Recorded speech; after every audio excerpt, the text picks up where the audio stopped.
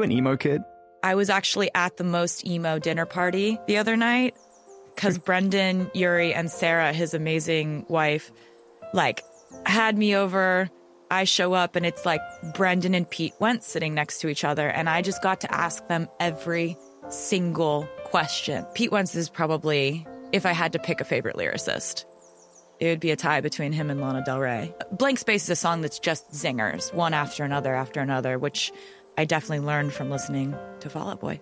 Congratulations, first and foremost, on the success of Lover, because there's no guarantees, even for someone as successful and talented as yourself. Every time you release music, you open it up to the, to the universe, and you hope it's discovered. Yeah, and actually, an interesting dynamic happens between you and your previous work, and it happens as soon as you put out your second record.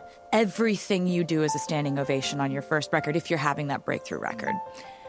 And then you put out your second body of work, and then you realize that everything you're putting out now is being compared to what they liked about your first record. But then you put out the third one, and then it's compared to the first two. Mm-hmm. Then you put out the fourth one, then it's compared to the first three, and it goes on and on and on. By the time you're at album 7, you have such a strange, convoluted relationship with your previous work because you're like, damn it, All Too Well was a good song. And I knew with this album, it was like something that was almost a return to form. Like Reputation was such an important record for me because I couldn't stop writing. And I needed to write that album, and I needed to put out that album, and I needed to not explain that album. Because another thing about that album was I knew if I did an interview about it, none of it would be about music. And this entire like Lover phase of my life, there's been no distraction from the music. Because you're in a place where you're actually telling a very personal story, or telling something so personal to you that someone else's opinion, be it brilliant or otherwise, could only cloud that, really. Yeah, and I thankfully work with really wonderful collaborators who, Jack is amazing. Like when I bring in a song that I've written 100%, some producers will not, like nowadays, some producers will not produce something that they didn't have a co-write on. We really haven't figured out a way to compensate the creators, and that's something that I'm always going to be very vocal about until I feel like it's fixed. I definitely want to, when I write a song 100%, I want credit for that, and I think that's fair. But I also, when people have these policies where they're like, we won't do this without this, I understand why. But I love right now, out there, we have amazing creators like Halsey. Like Halsey's an amazing writer, and she speaks up for what she cares about, and she's very vocal about things. And we have these very fierce women out there. It's amazing time. It's so good. We were just talking about the internet back there and some of our favorite moments. You may walk away from that world, but you're able to tap in and use it whenever you want, and you do it very effectively. Are you into it? The internet? The only thing I really read every day is political news. Oddly, there are actual inflections of how I feel politically on this record, more so than ever before. Like, you need to calm down is The Man? Yeah, The Man. There's a song called Miss Americana and the Heartbreak Prince. See, I didn't pick it up on that one. It's definitely all about politics. You've got these songs that definitely welcome people into your world, and yet you're able to keep yourself distant from that scrutiny. How do you do that? I think after a while, you just realize that it's part of the job. There's a lot of things that I tell myself when I'm kind of panicking, and one of the things that I tell myself is like, this is part of it. This is normal. And that's something that I tell a lot of new artists and a lot of people who I end up talking to who are like, hey, so you've been through a lot. A little advice of for me? things. Yeah. What I'm freaking out. I'm getting my first wave of bad press. Like, what do I do? And I'm like, do not let anything stop you from making art. Just make things. Do not get so caught up in this that it stops you from making art. Or if you need to, make art about this, but never stop making things. When was it hardest? When was it toughest for you? This has happened several times. So I can't, when I was 23 and people were just kind of reducing me to kind of making slideshows of my dating life and putting people in there that I'd sat next to at a party once and deciding that my songwriting was like a trick rather than a skill and a craft.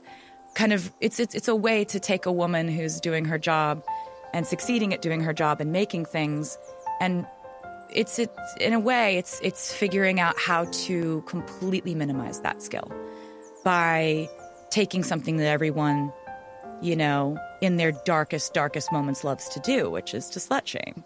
And so now when I see this happening, I can see a headline about a young artist, about a young female artist, about like another breakup, and it sends me into It takes you back there to a degree? It sends me into a real sad place because I don't want that to keep happening. And I don't think people understand how easy it is to infer that someone who's a female artist or a female in our industry is somehow doing something wrong by wanting love, wanting money, wanting success. Women are not allowed to want those things the way that men are allowed to want them. Do you still have blind sides? Do you still have things that catch you off guard? Things that kind of surprise you that you're not prepared for? You know, every step of my career, there's been, you know, people questioning whether I deserve to be there.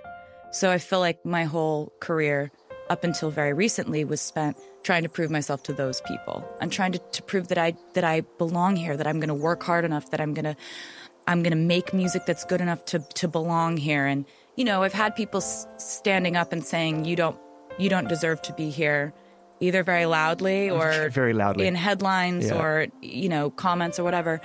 But, you know, that's part of life. New adventures. Cats. Yes. Yes. I'm so happy I got to do this. I really wanted to work with Tom Hooper. I know that he records live and he films and records your vocals live. It's such an interesting thing to me, and I wanted to see him work. I had actually done screen tests for Les Mis and Really? had met him through that process, like 2012. Really? Yeah. You went for it? Yeah. I didn't get it. Do people know that? Is that out there? I mean, I think so, but it was such an amazing experience just doing the screen test, and I was obviously like, I'm not going to get this.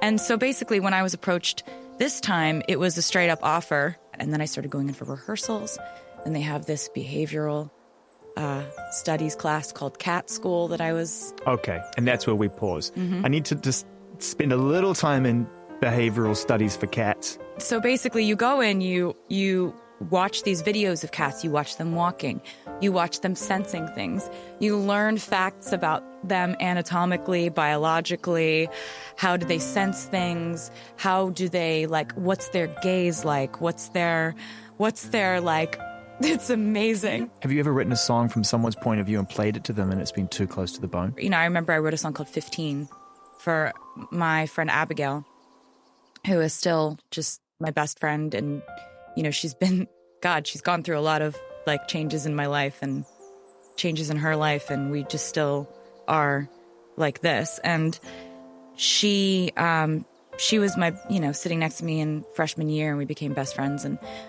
a few years later, I wrote a song called 15 that was about, you know, not just my life and journey at that age, but also hers.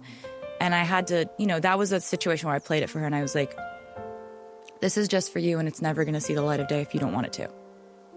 And she was like, no, you need to put this out. What do you love most about your friends? What is the one trait that you really look to? You know, I now like see resilience as like a major quality in friendship. Like when your stock is down, if they're still wanting to hang out, that's like, and I know who those people are now. It's really fun to know that. Celine is one of those people. Oh, she is. And by the time we start to put this out, there'll be music. It's just, I'm so proud of her. She's been through so much. I've watched so much happen in her life. I'm 100% convinced this is the best thing she's done so far.